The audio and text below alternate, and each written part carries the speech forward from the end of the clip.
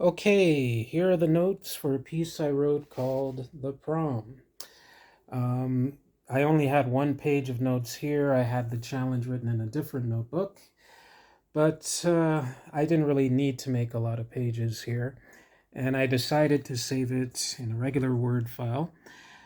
But I am not including my photo. You're just going to hear my voice, and when you read through this, I think you'll understand why. Okay. The Prom. I wrote this challenge for vocal.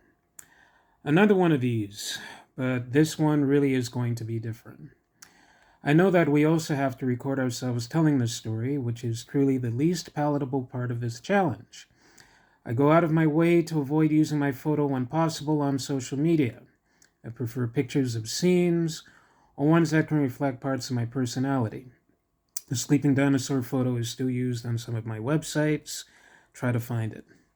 I have been told on less than sarcastic authority that I am not the most hideous person out there, so why not include a picture of your profile on your profiles? Why deny it to the rest of the world? Well, this is why I have decided to save this particular story for a moment like this. It seems like the perfect story for this challenge. Okay. Let's go back to the 1990s, if you will. I was in my last year of high school, trying to avoid any social intrigue or ostracism until we could be rid of those hideous teachers, ugly classrooms, and the usual nonsense of teenagerdom. Yes, I made up that word. That's why it's underlined in red. Screw you, Microsoft Word. I was in a seat next to a classmate who was friendly enough that year. I had known her in other classes and considered her a friend, just a friend. That was why I was very surprised at the end of one class when we were having a discussion of upcoming events in the school calendar, and she said the following: "No, I'm asking you out." We were, of course, talking about the prom. You know what I mean if you had a North American teen life.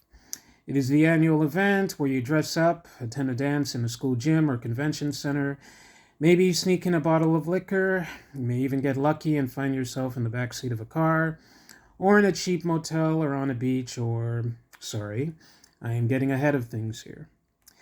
She asked me out to the prom, and I did not know what to do. I was not dating anyone at the school. I've already mentioned my father and how his treatment of me colored my life. I had somehow managed to make it to the end of my high school life without becoming involved with anyone at my school. I did join clubs and sometimes attend dances. My brother refused to let me stay at home, and even win awards, a big surprise that final year. But there were no dates, no awkward moments with the family and a girl on my arm, no worries that I would end up like a teenage parent like some of my other relatives. I was on my own. But I was asked out to the prom, me, the guy who barely spoke up in school and just wanted to avoid people outside of the class. What to do? Well, I decided at that exact moment to say yes. Why not? Whoops, sorry. Maybe I could note this down as a teachable moment. Sorry, I just want to fix that here. Okay. Or at least an experience worth saving and recalling for future children or grandchildren. I would find a suit, get my stepfather's car with my stepfather as a chauffeur, and take her to a convention hall not too far from our place for one night. Now, this story is not to recall all of the details of the prom, so I will be brief. We arrived, me in a suit, her in a dress and a corsage. We shared a table with some other kids that I can call friends, even though there was not much we had in common. We danced, laughed, ate some very overcooked food, no slur in the catering, but maybe soup should be warm when you serve it. We talked about our plans for the rest of our lives. I was actually having a good time. And then it happened. I'm going off with some other friends. And that was it.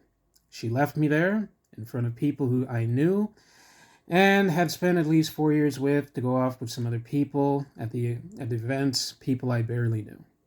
I tried to play it off, and a part of me refused to even acknowledge what was happening. But people saw it. Teachers and staff saw it. Classmates in the same group saw it. One person who did not like me saw it and felt sympathy for me, calling her a bitch and walking away, angrier than I could ever be. At the end of the night, I made sure that everyone else left first, including the teachers, who offered me a ride home. I simply called my folks and explained what happened. Now, here is the punchline. We still had to finish the school year, meaning that I had to share a classroom with her. We did not talk about the night, and I did not ask about her friends, or she about what I did after she left me there. And to be very honest, I did not feel angry about it. I know that it was my right to bitch and complain, but what would be the point? I had the rest of my life to deal with, and I did not want this to be the focus. And look at that word prom. It comes from the word promenade, a late 19th century word meaning formal dance. And it was a dance, a display of what I had always suspected about myself. I just did not care. That young woman on that particular night made it clear just what kind of a personality I would have for the rest of my life. Cold, cutting, and independent. Maybe I still do not relish the idea of my picture becoming plastered all over social media and the rest of the web, but I would not become emotional about it. Life is a bad joke, and if you don't understand the punchline, it gets to be even worse than it already is. I expect no love from anyone, even surprised my family provides any, and I expect others not to see me as a potential partner. And you might still be thinking that this is tragic. No, not at all. The lesson was learned and the education was worthwhile. Just don't ask for a picture. KD. And that's it, folks. That's the story. I'm going to upload this. Make of it what you will. Critique what you like. I'm going to make a few edits before I post it. But that's my entry for this particular challenge. Thank you for listening.